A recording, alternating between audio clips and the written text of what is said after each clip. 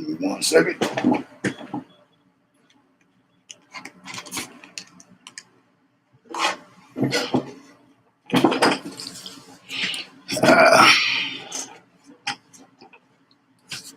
What it is, what it is. I'm going to wait a little bit, then we're going to go ahead and get into this. And what I'm going to be doing today is sharing some information on what's going on. So, okay, I have somebody in the room, so that means it's good for me to go. Welcome. Blueprint Connection. Good to see you. All right, so greatness. Greatness is yours as soon as you claim it. I'm Keystone. I'm a synthesizer of energy, frequencies, and information that generates increases of consciousness, self-awareness, and self-love for those who do not know who they are or the power they possess. This is Code R.E.D. Code R.E.D is an acronym for Reverse Engineering Destiny. And this is what, I would like you to do. I'd like you to go into yourself, enter into yourself and learn to absolve and fully let go the guilt, hurt, pain, worry, struggle, anything that's thriving inside of you, and allow yourself to transcend into a healthier state of being. Welcome to the introspection you've been expecting you. Okay, so today we're going to be speaking about the natural laws. As far as myself, this is something that I've learned later on in my journey. I've heard bits and pieces about natural law or laws of nature, and universal laws, and other references, other types of names, and other specifics. But as far as what I was into at the time, as far as the information that I was coming across, that was the universe was feeding me at that time, the information that the universe said, like, here you go, Keystone, this is what you need. And, we'll get to that when it's time. So no argument for me, but, as I shared yesterday on my previous film that, my previous video that, I'm basically, for real, I'm the person that connect dots. People like to call it a conspiracy theorist and, other corny ass names. But if conspiracy is not something that's valid, why are half of the people that's in jail locked up for conspiring to do so and so and so and so? So people throw that term out there truly without having an inclination of what it truly means. A conspiracy is just two people getting together and talking about something. So if you feel that a lot of the things that you're experiencing in life, in this world, in this dimension, in this universe, are the acts of one person and not the acts of at least minimum of two people, you're goofy, you're silly, just, yeah. Anyways, I'm not going to insult you. It's just, I just can't see it. Well, so when I got to the point where, I was introduced to universal laws, it was something that was like, it was something that was given to me that was, kind of interesting, 7, then I learned it was 7, then I heard 11, then it, I've seen list of 60 plus to 72 plus.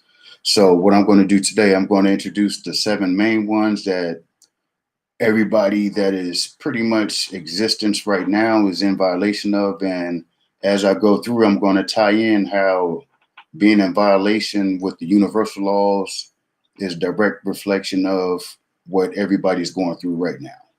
So before I go into it, I just want to, put something out there for everybody, just some things to think about, a couple of questions that I put together and compiled, and just want to put it out there. I'm not going to answer them. I just want you to hear them and play it in your head. So as I go through the 7 laws of the universe, you'll see how certain people are living or choosing to do or act or behave or, whatever is in direct conflict with the universal laws. So First question, is it natural to be homosexual?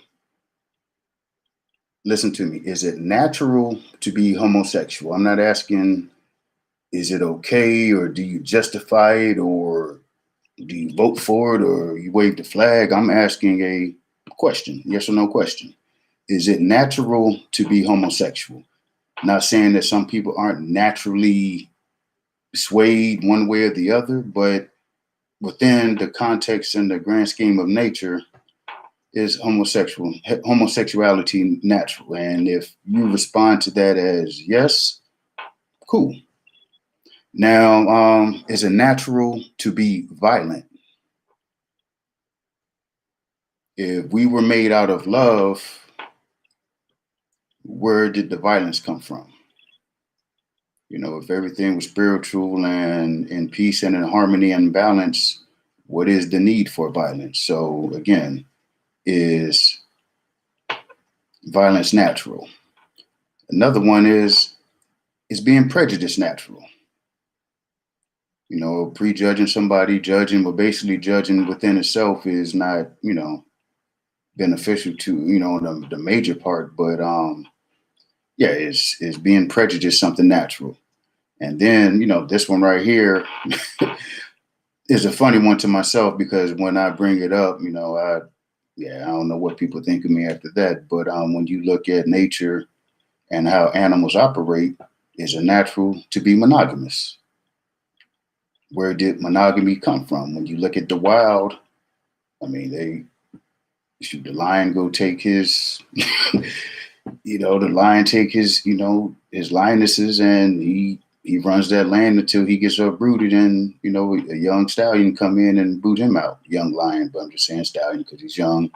But then the other thing is it natural to commit suicide?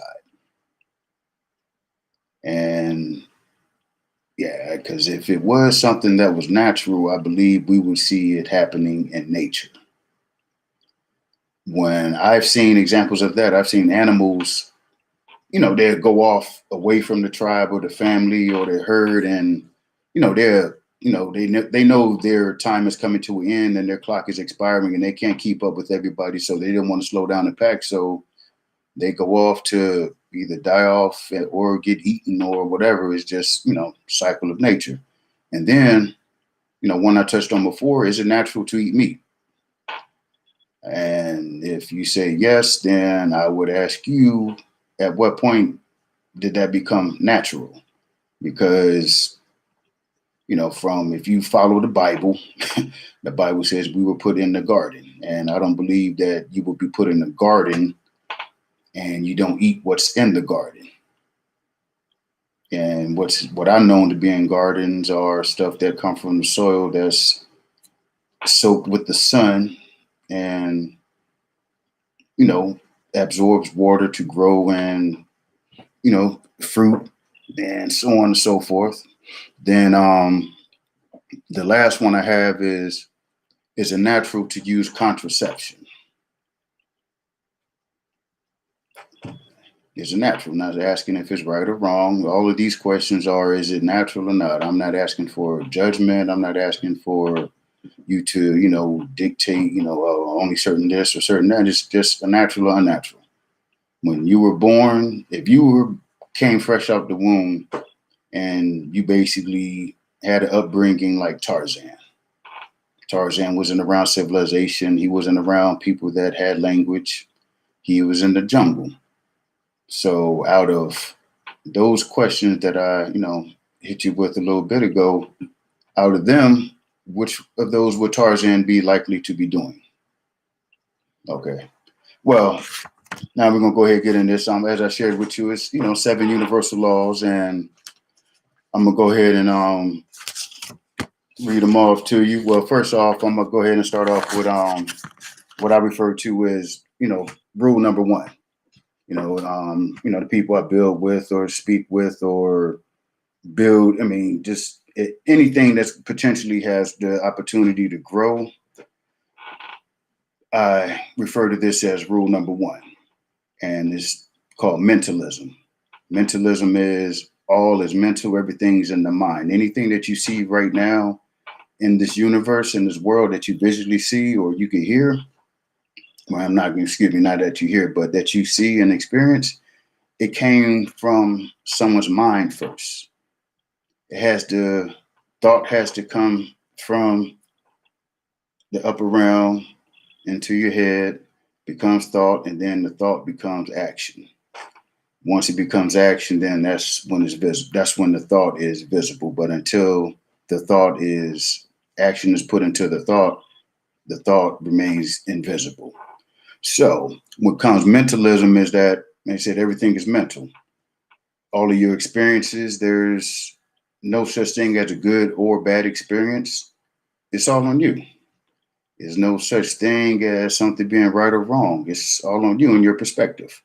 I mean, I can experience something and it could be the worst experience of my life, but you, on the other hand, may witness the experience or experience it with me, but rather than looking at it as being the worst thing in life, you look at it as I could learn something from that. So I saw that happen to him when he did that. So I know not to do that when I'm in that situation. So the way my mind was in that particular situation, that was a negative experience because of what I experienced, and the person that was with me or saw that, they looked at it as, wow, that was a good thing for me to witness. So it's all in the mind. So not until in life I got to the point where I purposely sought out the positive in every situation rather than pulling out the negative. The way that we're programmed and trained to be is we're trained to be the most efficient killers of all.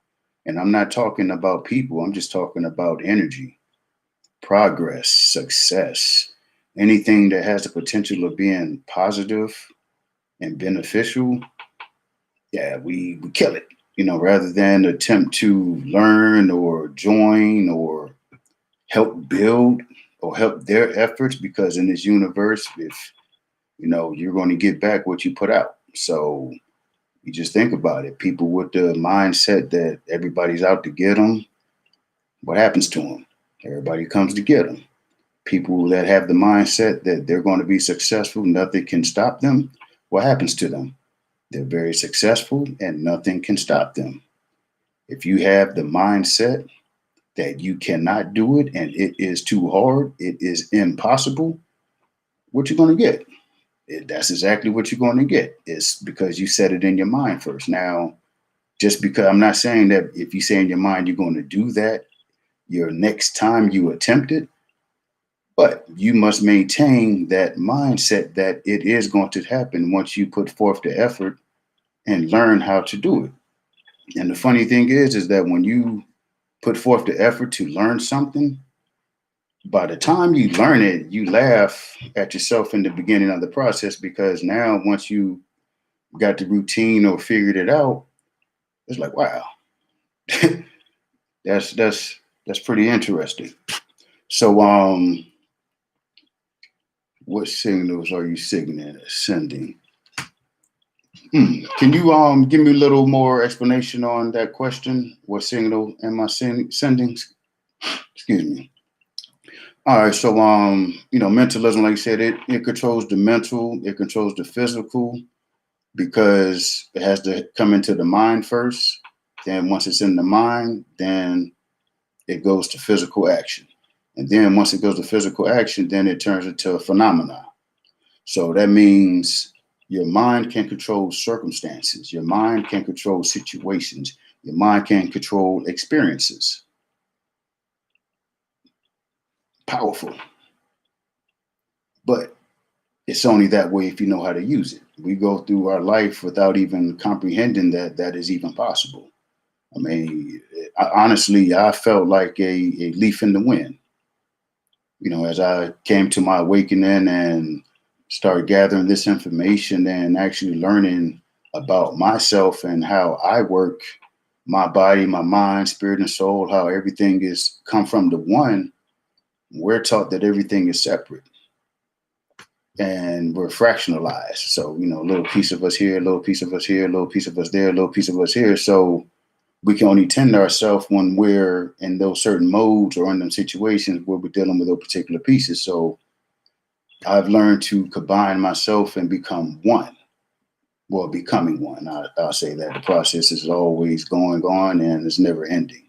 But I'm tremendously further along than I was before. And as I share with people, honestly, a lot of people get mad, they get upset with me because speaking with me when they have that horrible mindset, I truly can't. Right now, in the space that I'm in, I can't take. I'm not even gonna say I can't. I refuse to allow like the polar opposite of the energy that I'm producing around me. It's not going to affect me. And so when I share that, once you understand that all is mental, that's why that's rule number one. All is mental, meaning you have control over you. You can't control what's over there. You can't control what's over there. You can't control what's over there. You're going to control you. And until you can control your mind, you can't control you. So just to put it simple and plain in layman's term, if you don't control your mind, somebody else will. All right. So now, number 2 law is the law of correspondence. That means that patterns repeat, cycles, life. Um, your life, your experiences, your outer experiences are a direct or mirrored reflection of what's going on inside of you. So if you are feeling ecstatic, excited, you just full of joy when you deal with somebody, or even you don't even have to deal with them. Somebody could be off in the distance and they could see you or witness what you're doing and the effect that you have on others, not even directly affecting them. That's beautiful. That's that spirit. Excuse me. That's correspondence, because now on the other end, you got somebody that negative, always talking mess. The other word, a lot of drama, loud and so on and so forth. That's the same thing. The same person that's not dealing directly with them can be on the side and see what kind of energy they have just by noticing how the people around them are interacting with that person. So if if the people around that person, what I'm saying, look in dismay, disarray, or even frustrated, or ready to fight, it's because that's what's going on inside the person that's interacting with them. So it's a chain reaction. Like I said, everything is yeah. They said the interesting thing that I'm going to say is that through everything that I'm sharing, and you're going to hear multiple times, that we all are one. We come from one source. We're given religion, we're given race, we're given color, we're given all kind of things to divide us. Like I said, we're fractionalized. Put yourself together. Then once you get together, you can get together with somebody that's together. Then you two can get with the other person that's together. That's how you build. You build yourself up first before you decide to get involved with somebody else. You know, yeah, that I never understood that. That's my other half, or they complete me, so on and so forth. So to me, it makes sense as far as once you're together.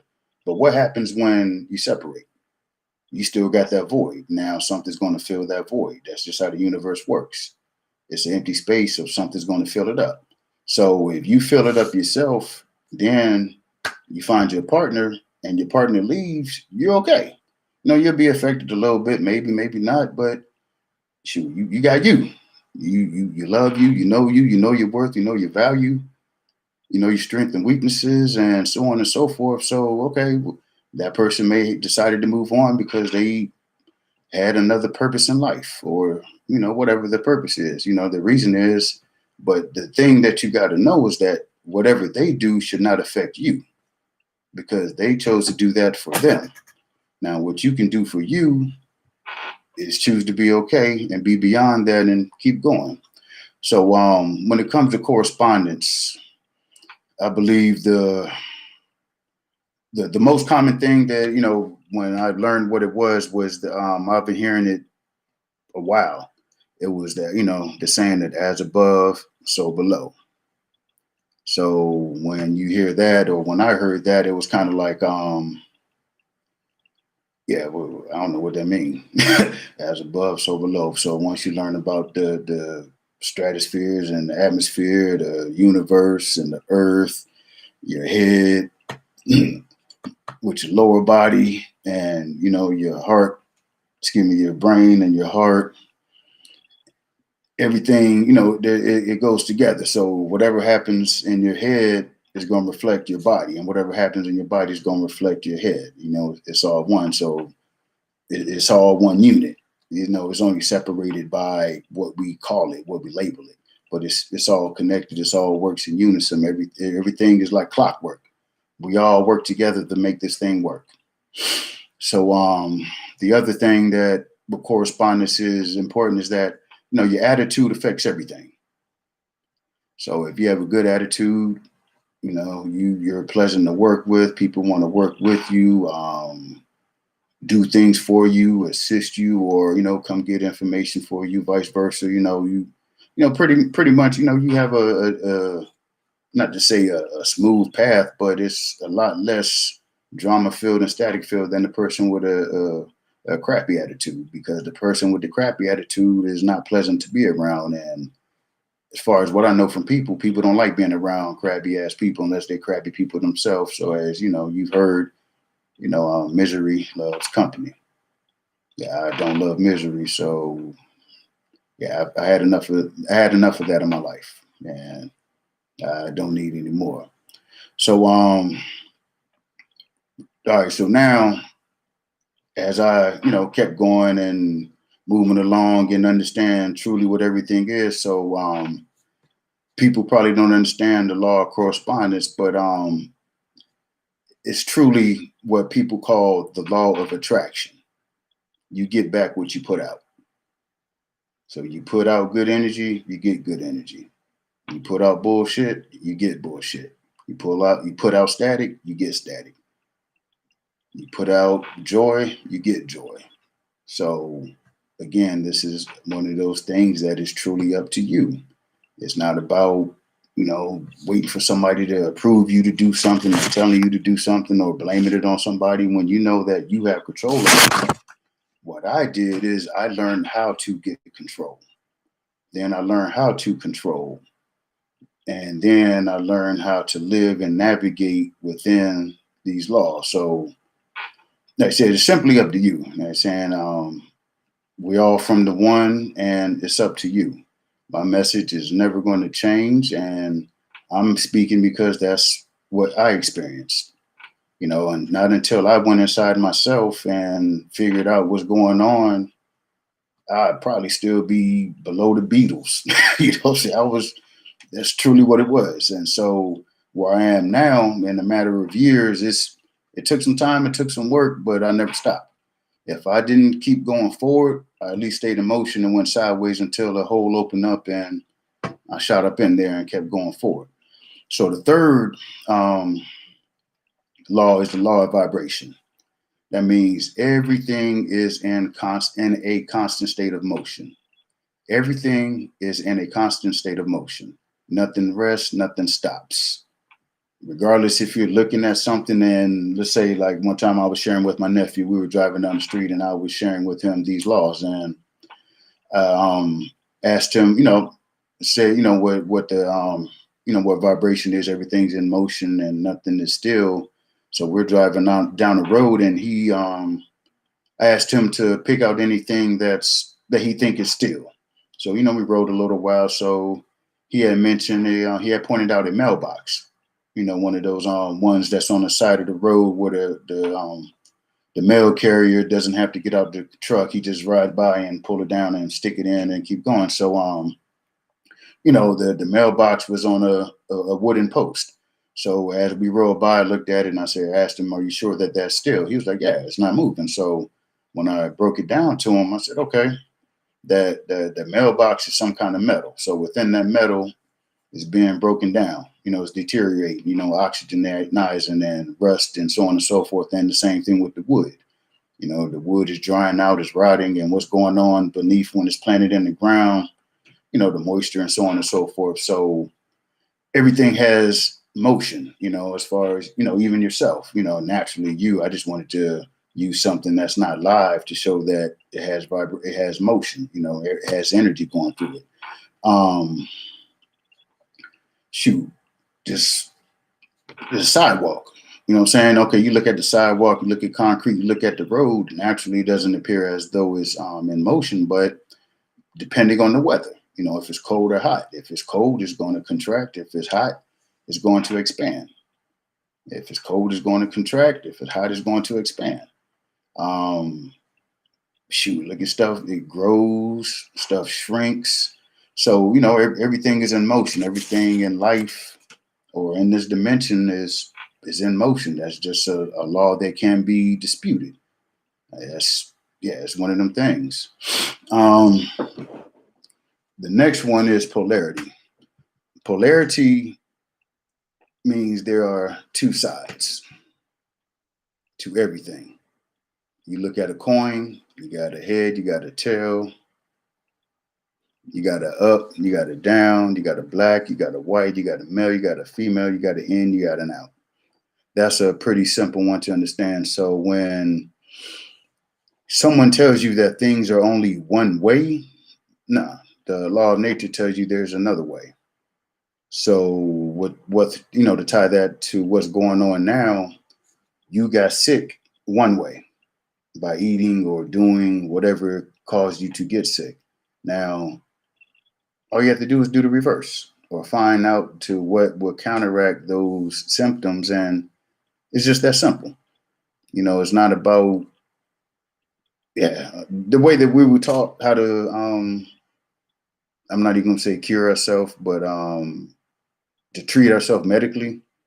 Yeah, it's very inaccurate. It's unnatural and it's impure and it's very dangerous to our body. And yeah, like I said, the law of polarity, man. If you got sick from eating crappy food, stop eating the crappy food. You got sick from drinking something, stop drinking it. That's it. So, as I shared, these universal laws are rules of the universe. They're what we call them, well, not what I call them, but they're immutable, meaning that they are no respecter of a person. It doesn't matter who you are or where you are. These apply to everybody. No title, no race, no creed, no color, no country. Everybody's under the rule of the natural law. So then the next one is the law of rhythm. And the law of rhythm, everything has cycles. Everything has a pattern. And the law of rhythm is everything flows in the direct proportion on the other side as it did of the other. So just like the pendulum. So to the degree that it was on this side, it's going to go to the degree that it is on that side. Everything matches. I mean, like beats. You play rhythm. You play an instrument or you hear a rhythm, you hear a beat. It's a pattern. It's a cycle of taps or whatever you call it, strikes, whatever to make that sound. Blows, if you're playing a horn, like your pulse, going through your body. You do this. It's a cycle. It never stops. I mean, can you stop your pulse and still be what we call alive or refer to as being alive? That can't happen. Then you look at what's another tides. The tide come in, the tides roll out. The tides come in, the tides roll out. Then you just look at the ebb and flow of the natural occurrences of life. You know what I'm saying? You got the water cycle. The water condenses in the clouds, comes down as rain, wet things up, evaporates, go back into the clouds. That's constant. And then same thing with the moon. The moon goes through its phases and it has its rhythm. It repeats its same motion all the time. That's why we use it as pretty much like a clock. You know what I'm saying? Honestly, if the moon wasn't operating or running in a predictable rhythm or observable rhythm, how can people make calendars years in advance as far as what moon is going to be where, full moon, new moon, half moon, and like, wow. So that can only be possible if there was something natural that can be observed with the regular naked eye. So this next one is, give me the sixth one is cause and effect. Yeah, this is the one that is, how would I say it? This one right here is how you, this is the preferred method of control right here, cause and effect.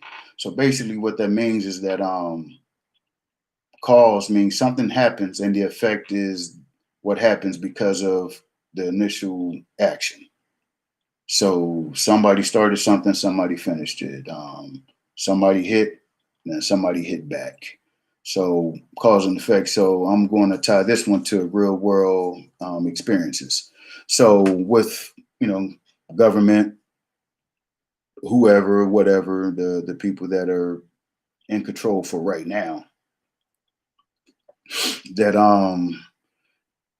everybody falls on the weaker end of the spectrum. You know what I'm saying? So the government will have something that they want. They have a particular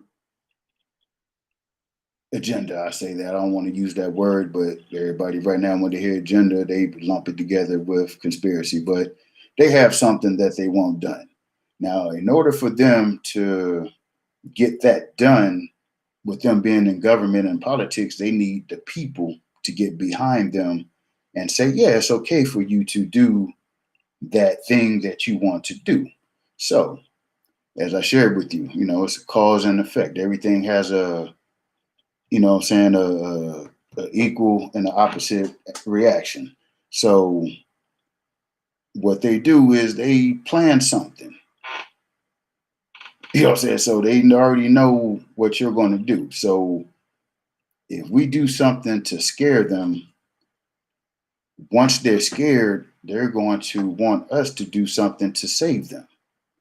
Now, the thing that we're going to do to save them is going to require them to give up something to get something.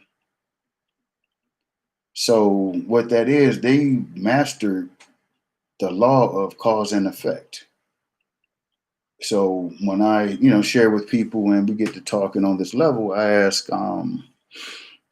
what's stronger? I'm going to ask you, what is stronger, the cause or the effect? And without a doubt, without exaggeration, 9 people out of 10 always say the effect is stronger. So when I ask why or how, their explanation is, oh, because they did that. And so then this person did that. So interesting, but that's ass backwards. The cause is stronger. So if you look at taking something from a resting position, not saying still, but a resting position, which is not invisible motion, but what we call still. And once you put something in motion, it already has momentum. So you're not taking, so then by the time it gets to the person that it's affecting, it's already in motion. So it's not as hard to send it back the other way because it's already in motion. But it takes more strength to initially move something, to initiate something, because you're taking something from nothing and you're putting energy into it. Then once it's birthed or once it's in motion, it's easier to deal with. So again, when I share with what I just stated is that time after time after time, when you allow yourself to step back and take a look at things, you can see that this is a repeated pattern. They will cause something to happen, and the effect of that cause will be for us. And then that's going to be fear.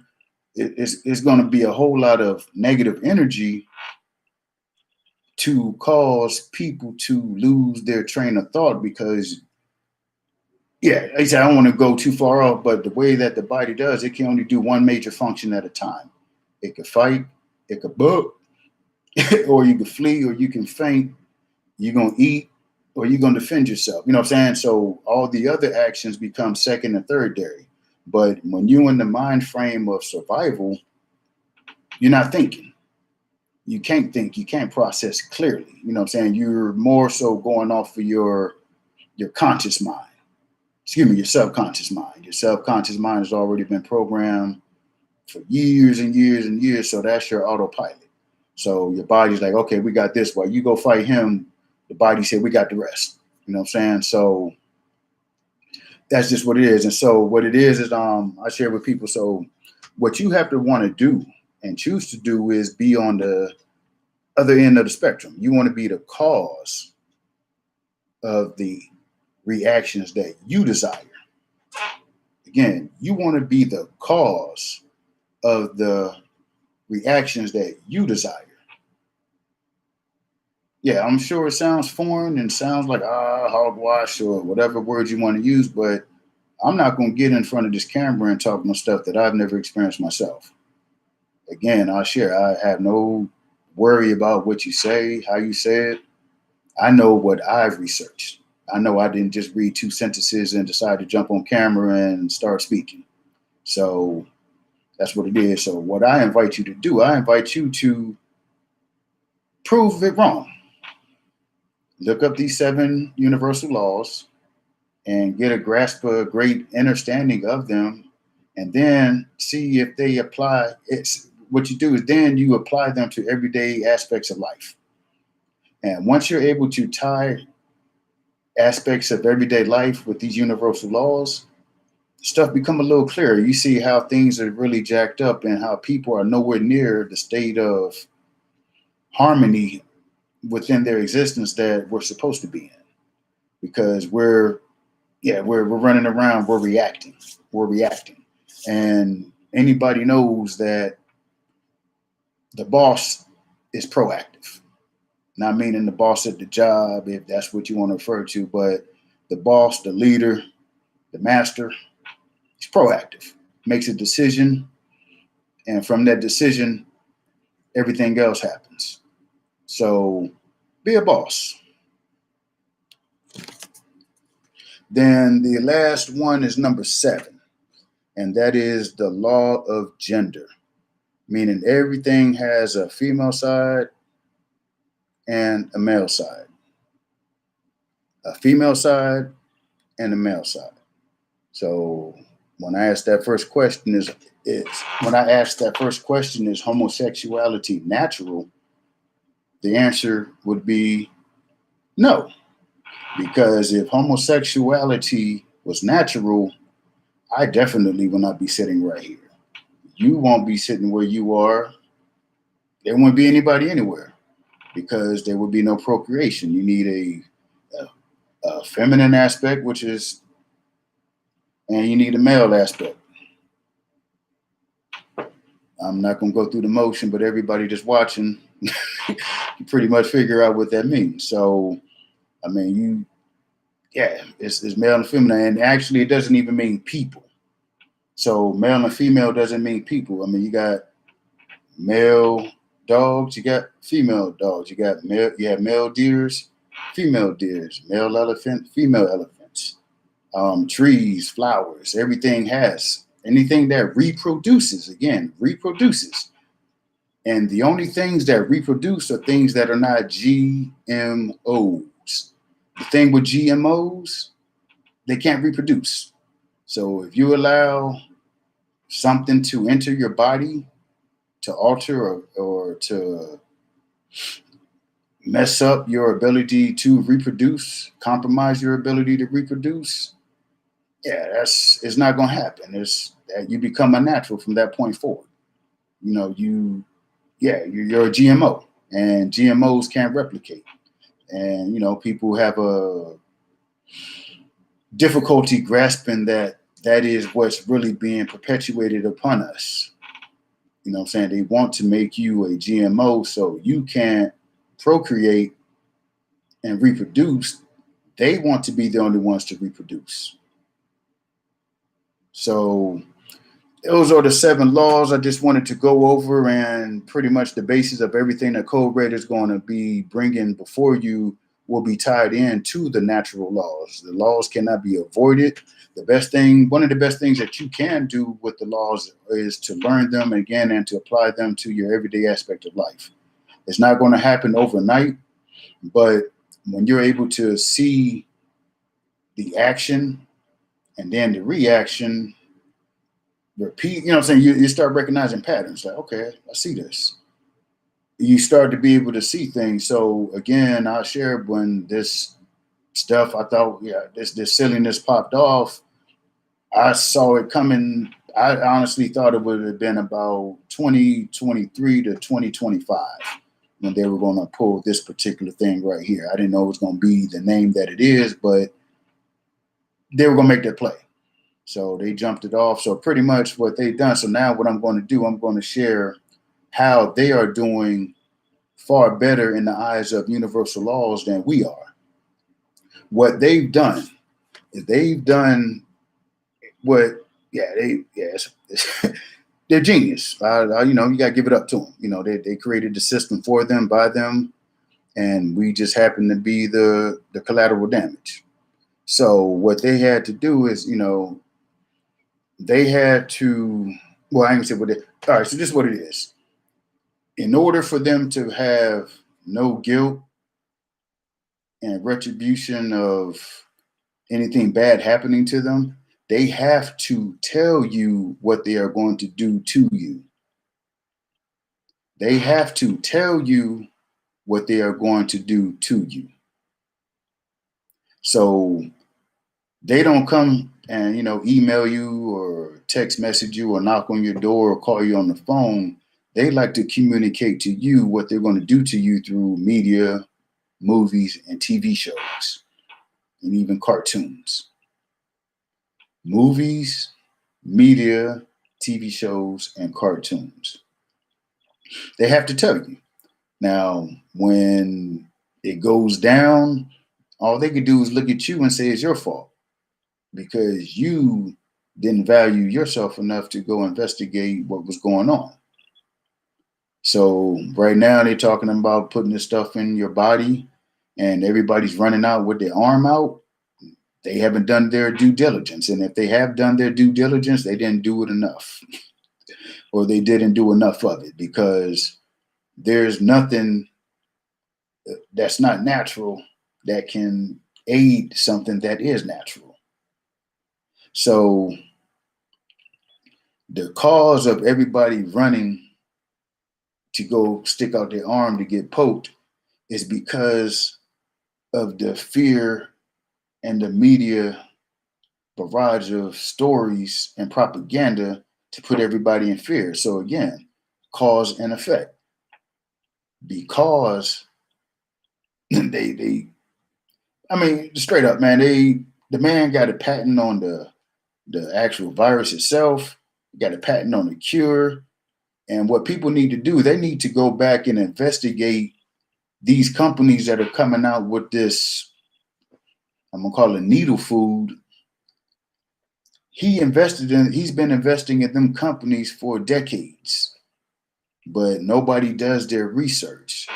Everybody sits in front of a TV and watch some silly ass shows about drama and just nothing beneficial. So again, that's why they want your ass in the house, sit on your damn couch, look at that big 80-inch TV, surround sound, and don't worry about what's going on inside of you. We got that. That's ass backwards. Like the law of correspondence, as above, so below. What's going on inside of you is reflective outside of you. So you don't know what's going on inside of you. You don't know what's going on outside of you. Think about that. The correspondence. You don't know what's going on inside of you. So how can you know what's going on outside of you? Because you don't know what's going on inside of you, you don't know what's going on outside of you. So what that means is you rely on somebody else to tell you about you. And the people that usually tell you about you, they have initials behind their name. They have white coats, and again, they're politicians and they're experts and they're this and they're that. And To me, they're just people that's on a TV screen. I know that they don't, they're writing a pre-written report, or there's a specific reason that they're supposed to do certain things.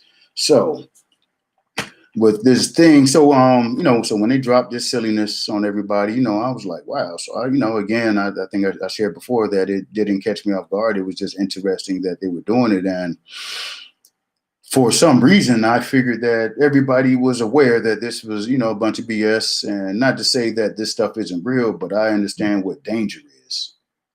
And this isn't dangerous. The fear and the propaganda is what's dangerous. You get symptoms that are flu-like. And the other thing, people don't understand flu. Flu is your body detoxing itself.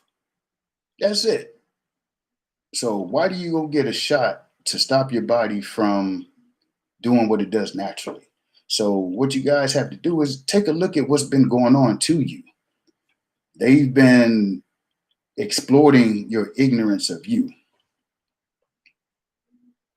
They've been exploiting your ignorance of yourself. You have to make a decision to want to know you. Once you know you, you'll start to know everything around you.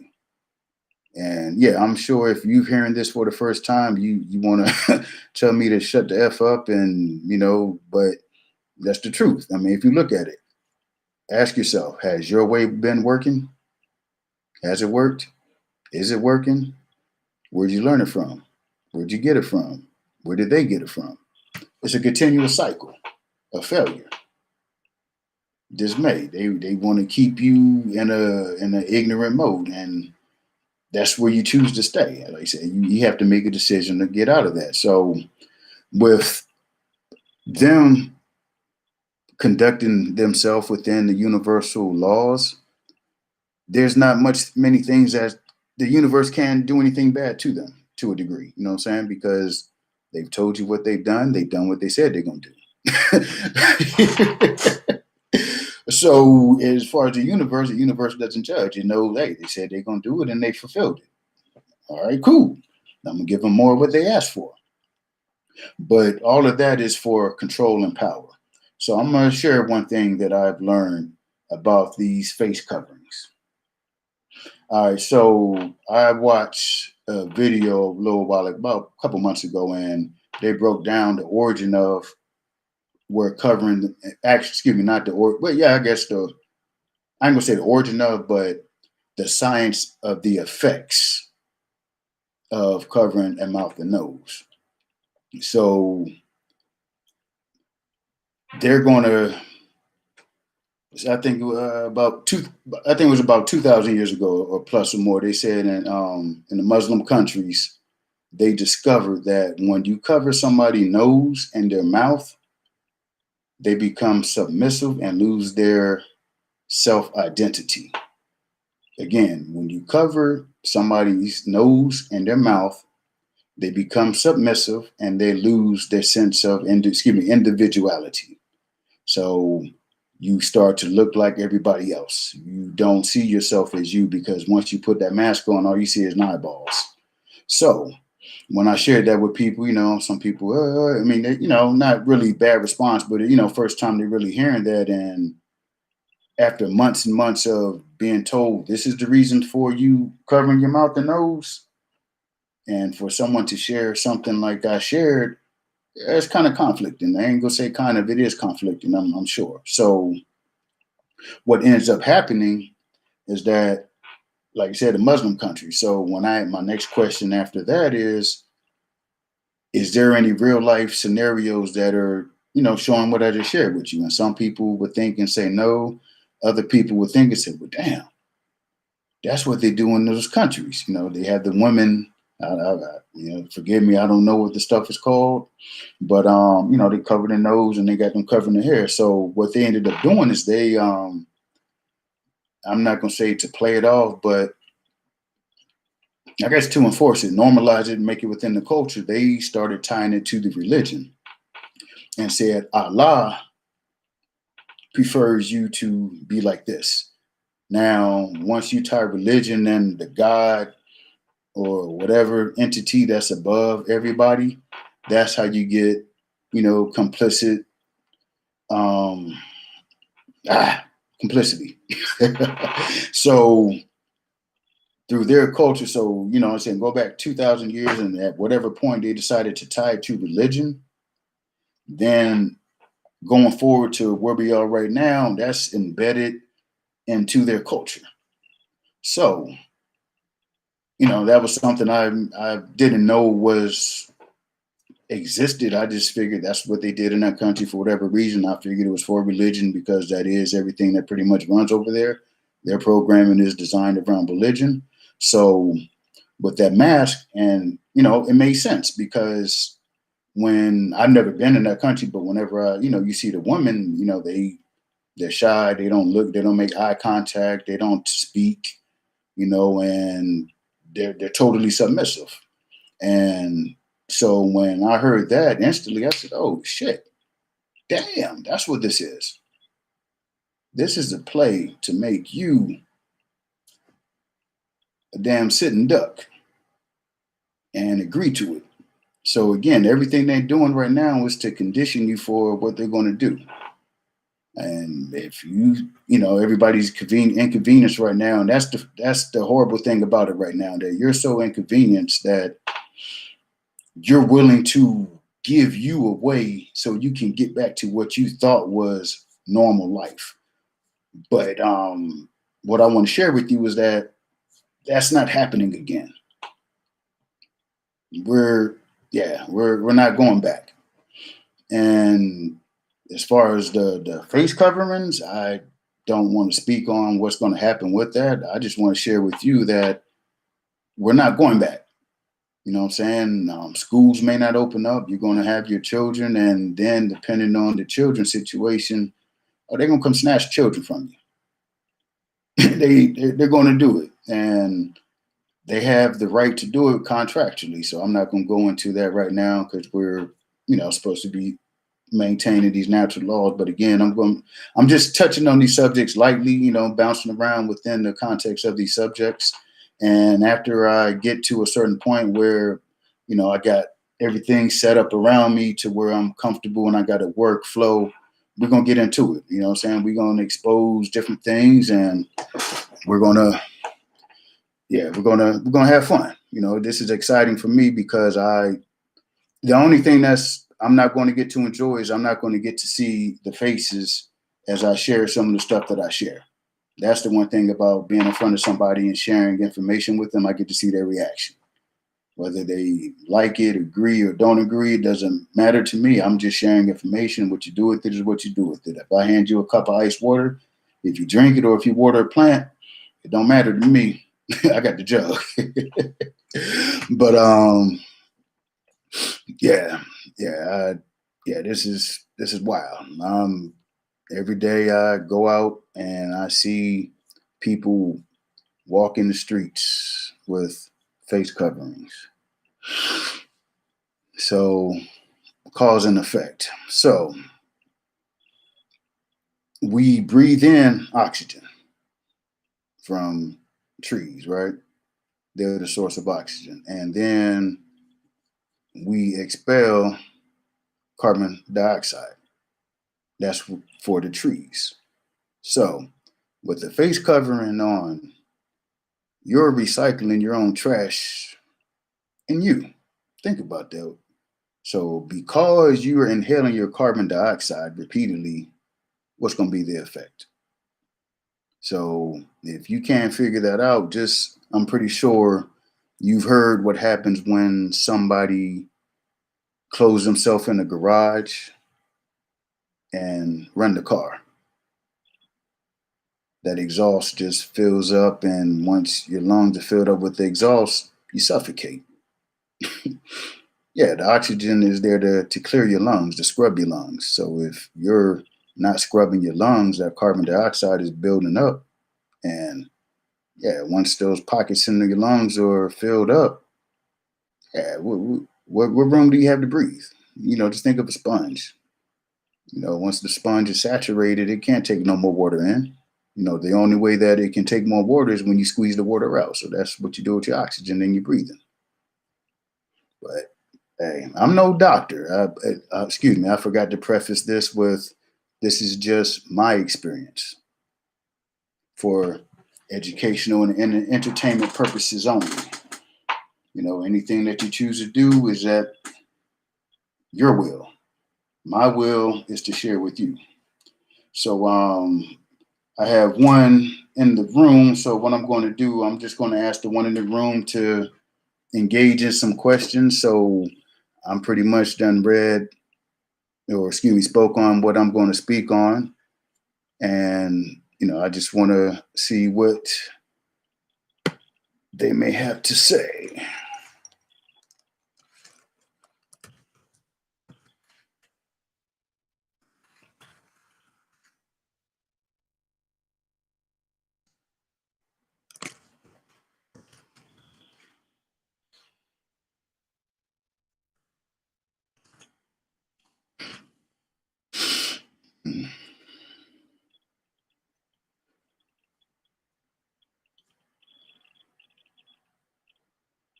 Yeah, they follow protocol. Yeah.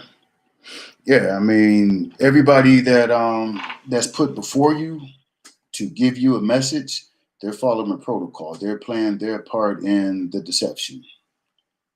Tell me more about how you became more aware. Oh wow. All right, cool. Um, I guess starting off when I was younger. Always questioned but never could get answers, and so fast forward to when I got older. So like I said, things never seemed right to me. Never. It just yeah, things just so many things that took place in life that I've experienced that it was like, how come they live like that and we live like this? They can do that, but we can't do that. So it was just like, what is it? Like, why? How come? It's not this stuff that they're telling me. It can't be because it has to be something that makes sense. More, in lack of a better way of saying it, it has to make sense. From what I understand is that the truth is simple, and only lies have to make sense. The truth is simple, and lies are the only things that have to make sense. So going through life, well, that's what I found out later that that philosophy. But earlier in life, or excuse me, later in life, then just having inner conflict with myself. Not knowing what I was going to do in life, where I was going, what I wanted to do, and to sum it up, honestly, it was straight fear, straight fear. I mean, afraid to make a move, afraid not to make a move, afraid to make a decision, afraid not to make a decision, afraid to do this, afraid, just fear. So I contracted myself. I mean, I condensed myself, and with me condensing myself, I mean, the quality of life that I was living, yeah, it was horrible. I mean, I was in survival mode. Yeah, I was living in survival mode without even knowing it. You know what I'm saying? How do I break the loop of fear? Shoot, the loop. That okay. So I'm rolling. I got you. Let me speed it up for you. All right. So what saying, once I acknowledge that things weren't right and it has to be a different way, I've always said to myself that actually, let me step back a little bit. I always figured that I was going to be from where my at that time conscious level of consciousness was at, is I figured I was going to be a preacher because that was the only place with somebody that can speak, that leadership, that has the ability to lead people, to direct people, to help people, to be influential. What I'm saying? That was going to be my outlet. So the life that I was living at that time was nothing that corresponded with the church at all. But I knew that once all of that stuff ceased, that was going to be my next step. So a particular event happened in my life, a life altering event. I'll share that later on. But this life altering event is the actual thing that shook my world, twisted my world, You know what I'm saying? It rocked me. And when that event happened, too, that event that affected me, I verbalize it like that. The way when that happened, I knew that yeah, game time was over. You know what I'm saying? Playing games was over. So my thing was, I knew that I was already geared toward delivering messages, so on and so forth, and figured it would have been through the church. So when that event happened, that's what I did. You know, I went to church. Um, yeah, for me to go to church without being invited, a special holiday, I went to church on my own for 2 years straight, every Sunday. Never did that ever happen before. Well, I got up in the morning, grabbed the Bible, notepad, got dressed up in church clothes, put on hard bottom shoes, and went to church. You know, did my 2 hours or whatever it was at church, had my day, you know, I took my notes. And what I will say is that I don't consider myself religious now. Yeah, I do not consider myself religious, but what I do consider religion is a stepping stone to get to a higher level of consciousness. So with that church, that's how I process it now. But at that time, that was the all to me. You know what I'm saying? That was it. It was church. You know what I'm saying? If you ain't right, you want to get right. You want this, you want that. You need this, you need that. You need change. You need something to affect your life. Just shift things up and get things going in the right direction. You go to church. Cool.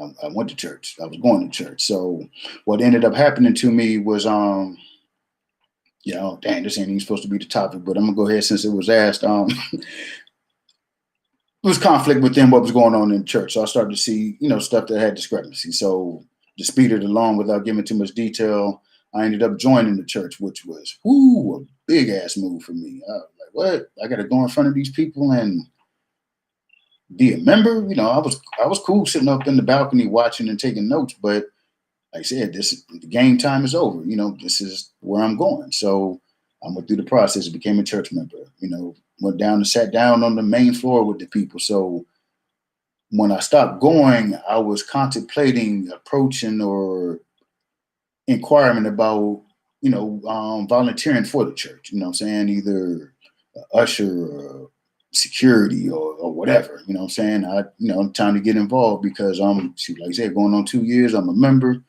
Now I'm ready for the Holy Spirit to get into me and, you know, shake my life up and, you know, boom, make it explode. But what ended up happening is that my final day there, I witnessed something that I just was like, wow, like I said, things have to make sense to me. And what I witnessed, not saying a bad thing, but this is me speaking about me, not anybody else. So when I witnessed that, right then, right there on the spot, I said to myself, all right, Keystone, you said you wanted to know the truth. And if you want to know the truth, you cannot go to church any longer. Again, if you want to know the truth, you cannot go to church any longer. Cause and effect. Because I witnessed what I witnessed, the effect was me choosing not to attend church anymore. So within me contemplating when I walked out of the building after service was over was, all right, now what are you going to do, Keystone? Okay, you left church because, yeah, like you said, it just was like, woo, oh my gosh. People still come to church after seeing this shit. But, you know, I'm not knocking anybody, but for me, myself, I'm looking for truth. I'm not looking for entertainment. I'm not looking to whatever people go there for. You know what I'm saying? I wasn't lacking that in my life at that particular time. And the need that I had was greater than whatever everybody else was there for, or at least to me it was. So I when, you know what I'm saying, started, you know, studying videos, and so started coming across information and about the universe and then about the structure. Actually, so I tell you, I will share you this. Before I got to any of this information I'm talking about now, you know, after I left the church, the one thing that I did do as I delved into, so one thing that I've known all my life is that if you want to know who's in control, who's in power, who's sitting over everybody, you follow the money. So that's what I did. I jumped in and, broke stuff up. So once I got to the top of the food chain, while I was going toward the top of the food chain, I was coming across all these other things that led me to the food chain, top of the food chain. So once I saw the top and I started working my way back down to, relearn or to go further in depth of what I was learning going up to the top of the food chain, I was like, damn, this whole system is crooked. And it's based off of everybody's ignorance. And every, I'm going to call it structure, institution, I'll say.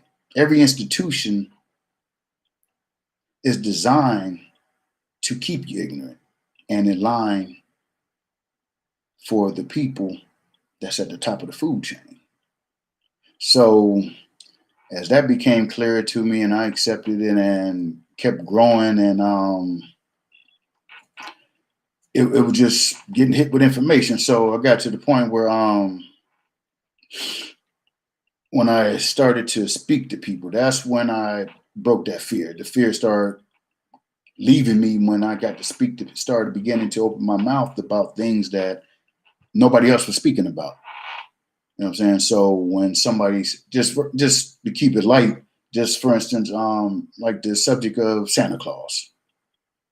Somebody say Santa Claus is real, and the whole house is shut them down. Like, hell no, he's fake, da-da-da, but don't tell the kids. You know what I'm saying? So it's one of them things. So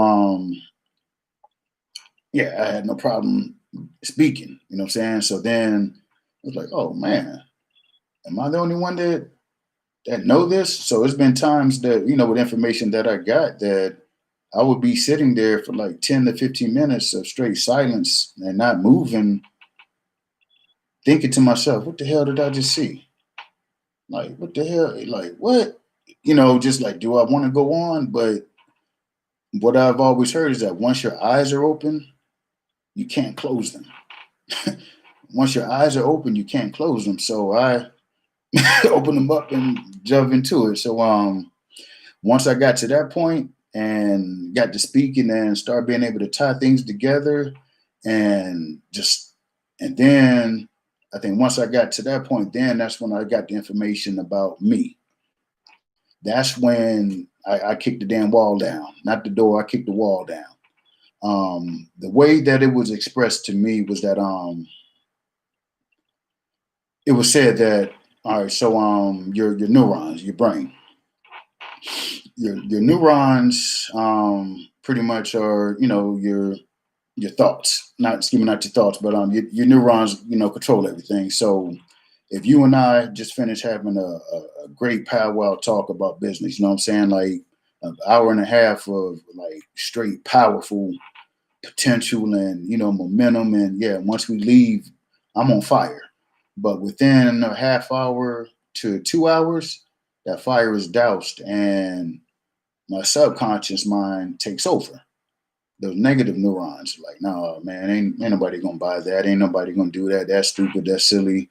So with that being in mind, the way that it was expressed was, if you want to change your negative thinking, you have to override it with positive thinking. If you want to stop the negative thinking, you have to override it with positive thinking. So to put it in all right, so basically what it was like, so if you got a city block full of negative thoughts, you know what I'm saying, like thousands of negative thoughts, and 20 to 50 positive thoughts hit that block, they're about to get dusted off. No question. Like, get up out of here. So what I had to do is I had to recruit more positive thoughts than negative thoughts. And the hijack to that is the way you talk to yourself. That's it. Your self-talk. You have to acknowledge that you are the first person to put you down. You are the first person to pick you up. If you don't acknowledge that, you're in a position of weakness. Again, you're on the reactionary side, not the actionary side. You're reacting. So once you understand that you control everything, that's powerful. So yeah, Keystone, you're this, you're that. Yeah, you gonna do this and this. Okay, you intend to do that. Okay, you're doing this. So you, what you do is you start building yourself up little by little. You know, acknowledge to yourself everything positive about you, your intentions. You know what I'm saying? Love yourself. You know what I'm saying? It was like, hey, Keystone, you're not that bad. And hey, hey, and you're better off than a lot of other people. Not judging, but just being realistic. Hey, you have a functioning mind. You're intelligent. You're creative. You got this. You got that. So start building myself up. You know what I'm saying? I didn't have to go outside of me. See, that's the other thing. We're trained to reach outside of us to build inside of us. That's ass backwards again.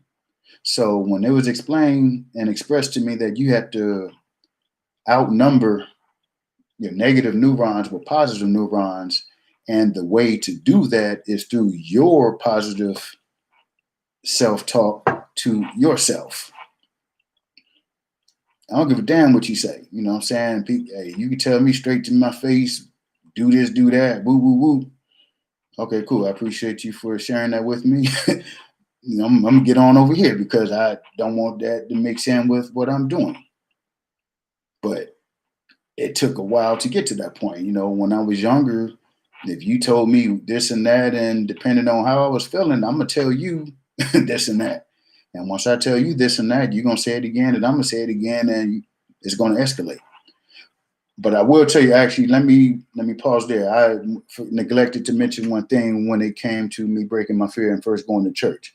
Um, After that, world shaking event happened, when I went to church, it was very, like I said, the universe was ready for me. And when I went to church, the message that first day, I don't remember the exact scripture I need to, it'd be beneficial, but I can quote it to a degree. I'll say paraphrase it. And it's, blessed be those who are not offended of me. So the way that, blessed be those who are not offended of me. So when he said that, it, kind of made sense. But when he broke it down and dissected it, that's when it began.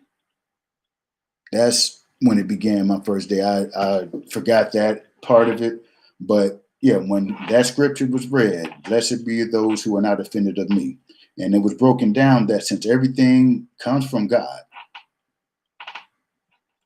everything comes from God. One source is one. It is of God. So if you're offended of something or someone, you're offended at God. And I thought, like, damn, that's profound.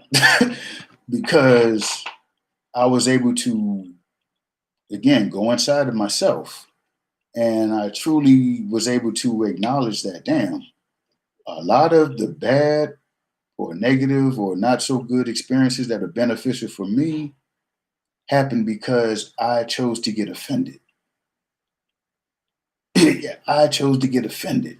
So when I left out of that church that first day, my mission was to not get offended and to lessen the times and the severity of my offense. And so from that day to where I am now, it's been a process.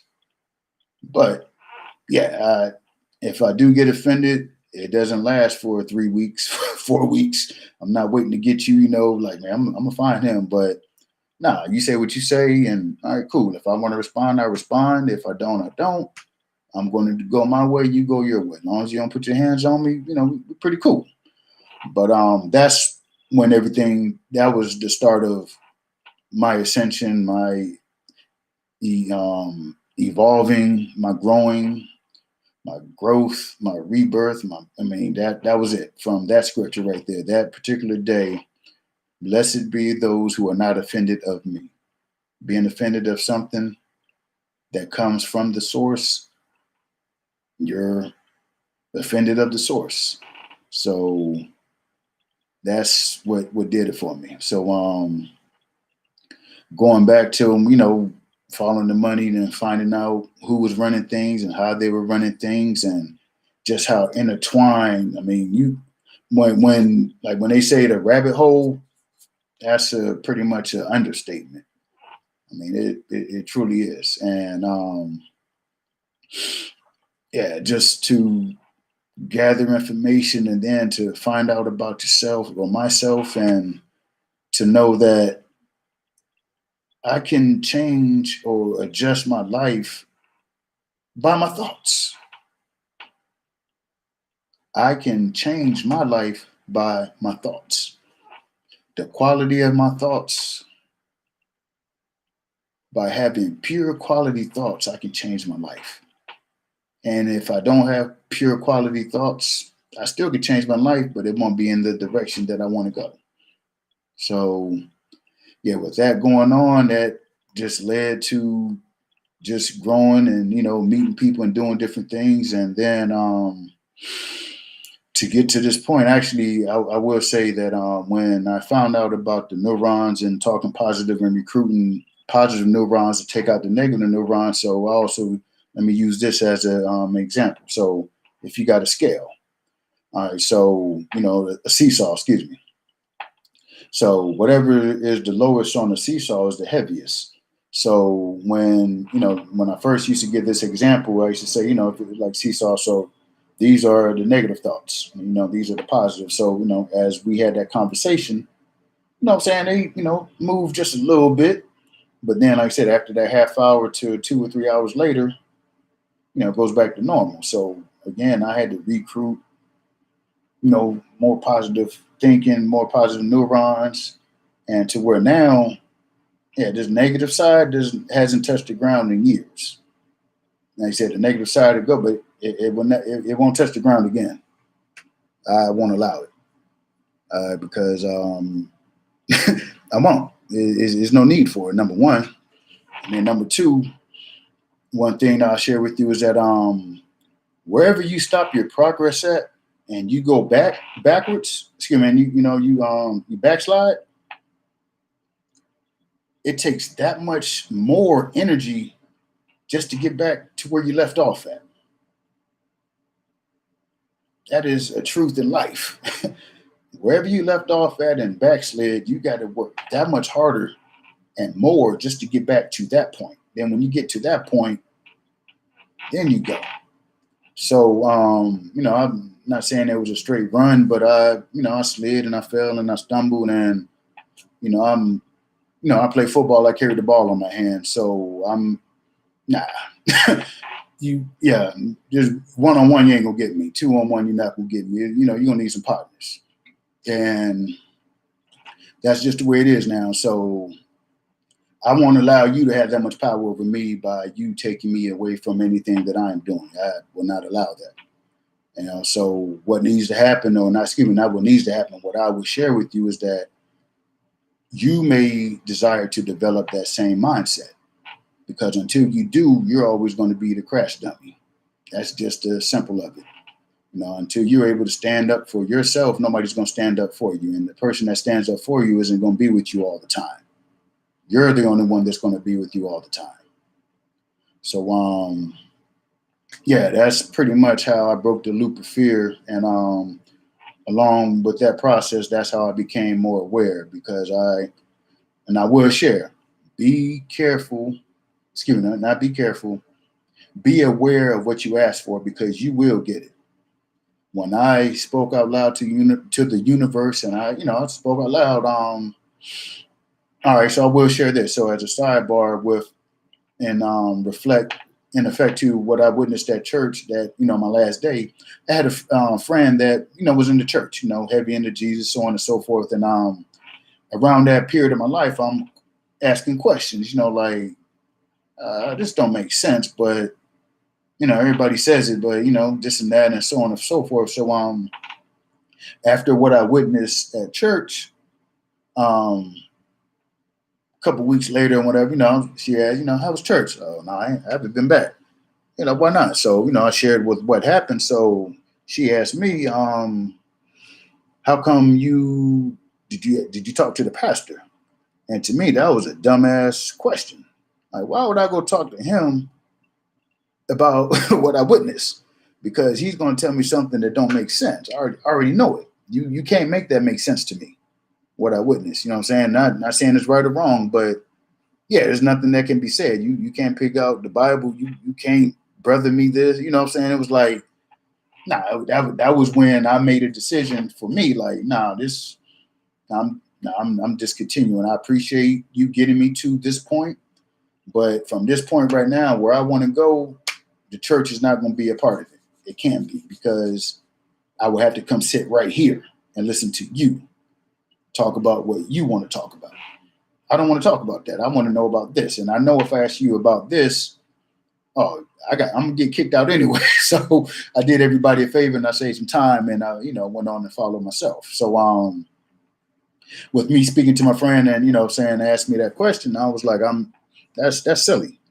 Why do I need to go talk to him about it? Because he's just going to say something that, as I shared, it didn't make sense to me. So I had made reference to, at that time, my knowledge was, increasing. I'm nowhere near where I am now, but saying this is early in the process. I had mentioned that I learned about, started learning about the Bible. So this King James version of the Bible is a version. That means it was approved. Somebody had to say, it's an authorized version. So it was authorized. Somebody said, go ahead, do that. And he did that. So when that Bible was completed, and because of certain papal bulls that were passed, these people went out on a conquest. So basically it came down to, you want to read this book or you want this gun? Oh shit, man, let me get that book.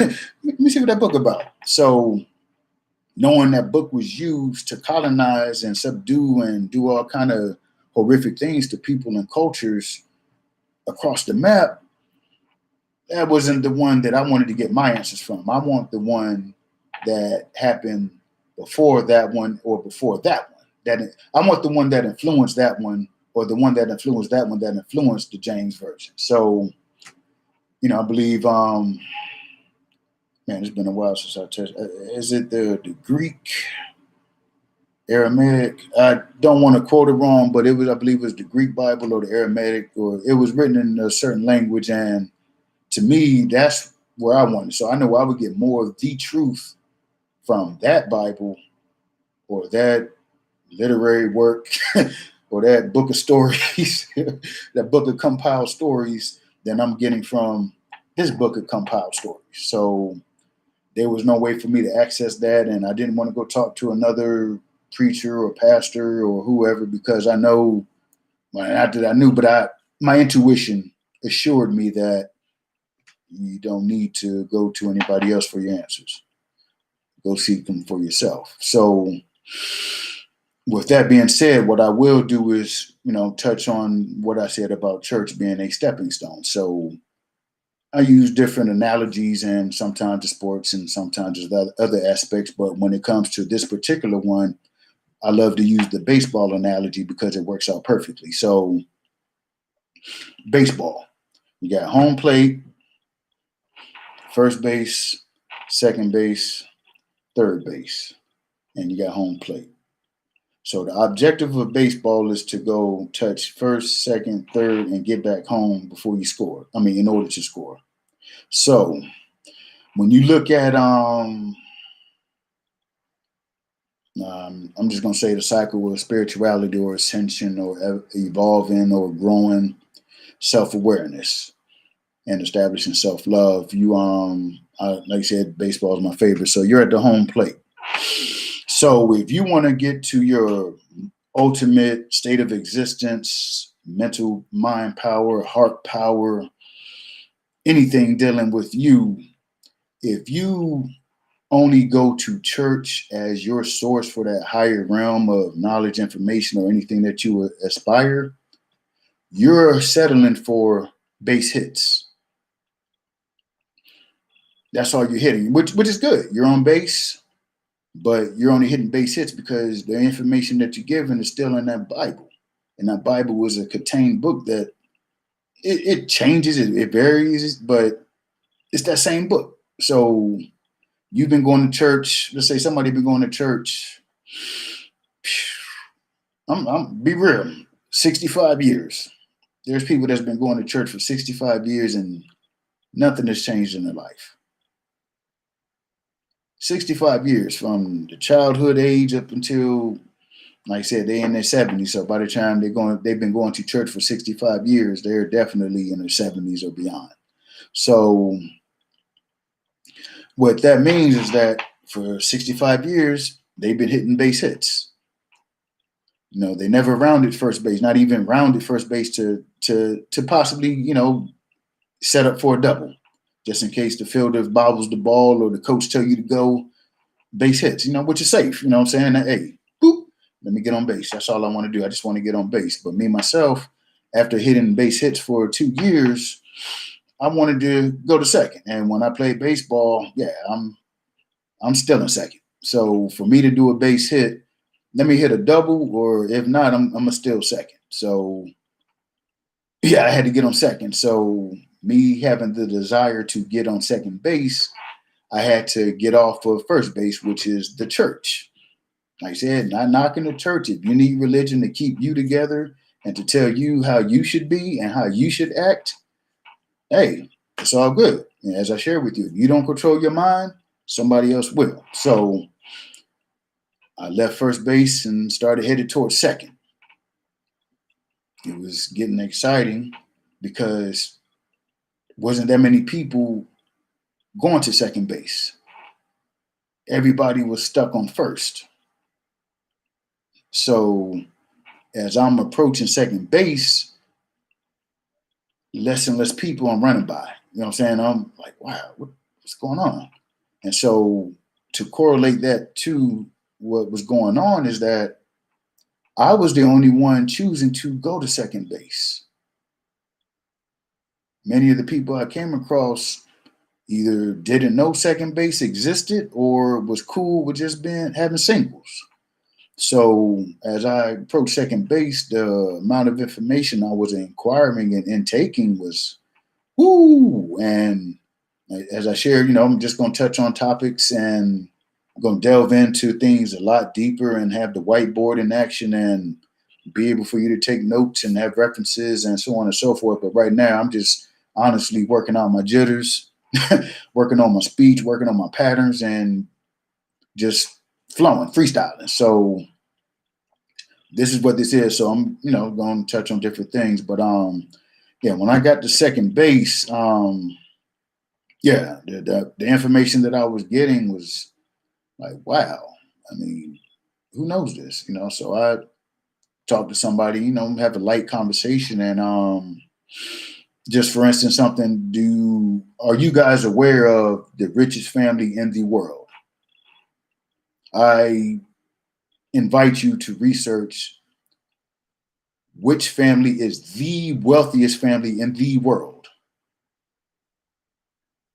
And then I want you to find out everything that they touch.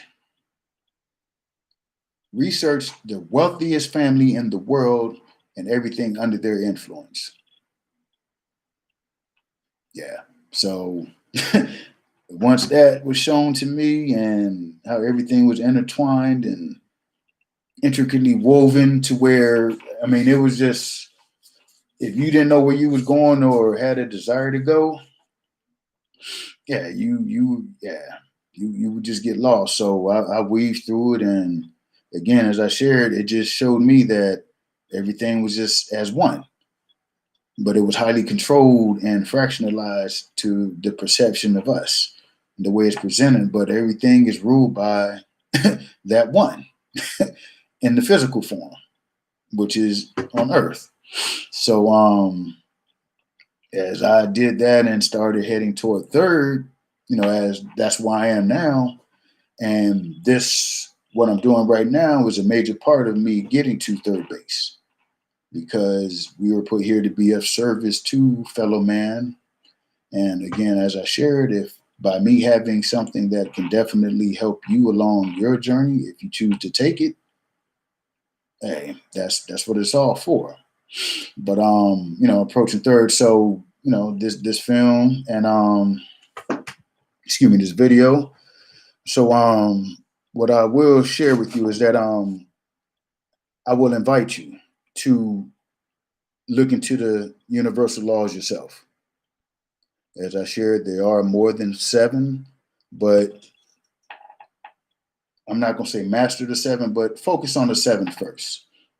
You can look and see all the however many more they have, but these 7 are the ones that we are in direct conflict with. And if you go against nature, I mean, nature's undefeated.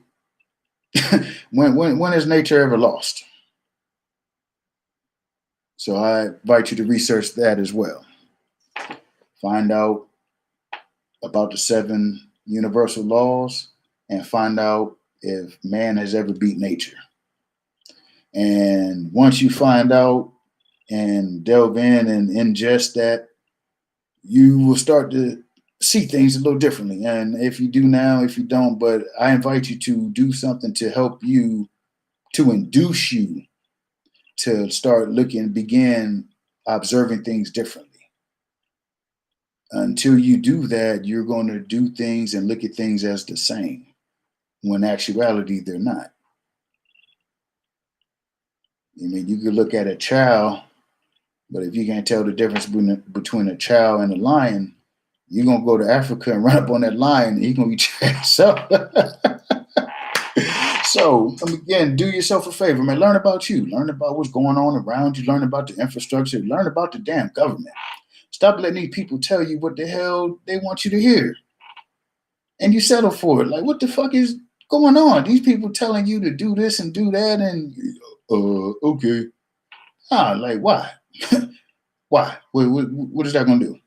How is that going to work? Hey, that don't make sense to me. Like, what? How did you come about that? And what I will do also, for another thing I will ask you to do is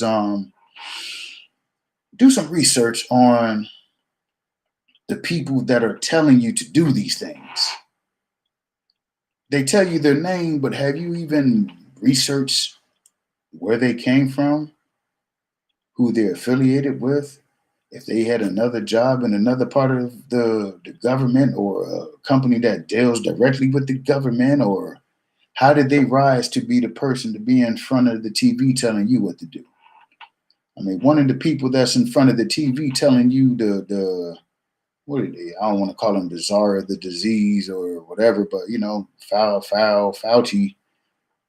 Yeah, he was around. He was the person that was doing all the talking about the AIDS epidemic. Come on. And I guarantee none of y'all research Fauci. This man was basically carried around by George Sr. because of the great work that he was doing. George Sr. heralded Fauci, held him in such high regard and esteem that it's like, wow, this was in the 80s. So again, as I said, I'm the type of person that connect dots. So when this was going on, when the AIDS thing was going on, I definitely wasn't, paying attention to this stuff. So this was going on when I was there. I was in anywhere from 2nd to 4th grade. You know what I'm saying? And now I'm past my 40s. Excuse me, I'm past 22. And this guy is the face of information for what's going on now. When are y'all gonna wake the fuck up? Wake the hell up. Open your eyes, open your ears. Like, detach yourself from the damn personalization of everything. They are doing this for them. What are you going to do for you? Everything that you are doing right now is for them. What are you going to do for you? Put on this face covering so you, after a little while, we're going to come smack y'all around. Y'all going to be so docile and are fearful and afraid that, boo, you're going to jump. Then you're not going to speak up because you forgot how to speak because you keep your face covered. So I'm telling you, this is all conditioning. Break the cycle, break yourself away. Again, attract like energy. And if the energy that you're attracting is low and you notice it, that means that your energy is low. So that means you got to go on a higher frequency so you could attract higher frequency beings. And once you attract those higher frequency beings, y'all will attract more and you're going to build. So again, I urge everybody, give it to family and speak about business. Speak about what you're going to do when this shit really, when it goes down. Everybody that's running around thinking everything's going to go back to normal. Nah, it's not. So, again, what side of the spectrum are you on? Are you on the weak side or are you on the powerful side? Are you going to be the cause or are you going to be the effect? So it's up to you. Again, everything that I speak about is showing the mirror to you. You have control over you. Do you know the thing about I guess authority? Authority does not exist. You know why? Authority can't exist until you agree to it. Yeah, you have to agree to authority. You have to agree to allow somebody to be over you. Again, you have to agree to allow somebody over you. So authority is just a figment of imagination, something somebody may. It doesn't exist unless you participate. So what I would suggest you to start doing as well is start learning who has authority over you, and then start to investigate how they assume they have authority over you. Then, while learning about you and learning about what's going on outside of you, things will start to become clear. You start piecing it together. It's not an overnight process, but that's the way it is. I mean, that's the way it happens. And the way that I came into this information is not the way that you may come into it or somebody else may come into it. As I shared, I came into it questioning religion. Other people come in because they have problems with the law.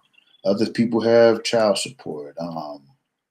Other people, what I'm saying, just different reasons, tax problems. So once you get to a point where stuff doesn't make sense and you refuse to allow yourself to keep continuously insulting your own intelligence.